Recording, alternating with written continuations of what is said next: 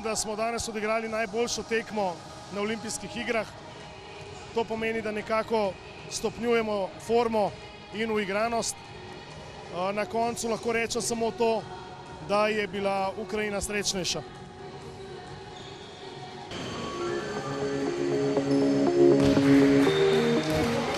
Ukrajinci so izredno žilav nasprotnik,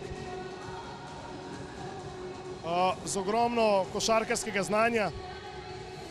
Vidi se, da so pravi rutineri. Kljub naši dobri obrambi niso delali večjih napak, kar je zelo spoštljivo.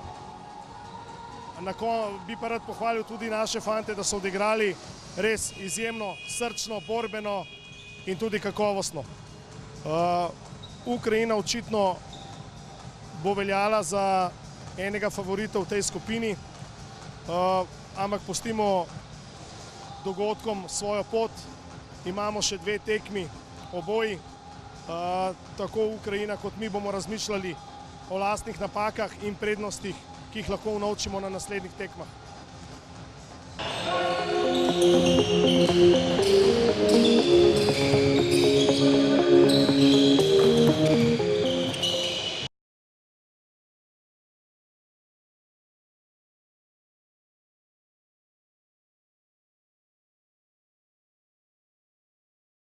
Statistično lahko pomeni veliko, ampak igralci in trenerji se statistiko ne ukvarjamo.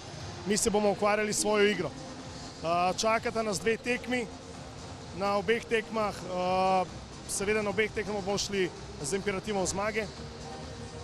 Tako da potem bomo seštevali in odštevali in kombinirali, kdo bo s kom igral. Ne nazadnje nas čaka po tem prvem delu tekmovanja knockout sistem, kar pomeni, da bo treba biti tam ta pravi, ne glede na plasman, ki ga boš dosegel v skupini. To praktično pomeni, da če si prvi v skupini, še ni rečeno, da boš premagal četrtouvrščenega iz druge skupine. Velikokrat so se ravno na največjih tekmovanjih dogajala presenečenja in tudi taktiziranja.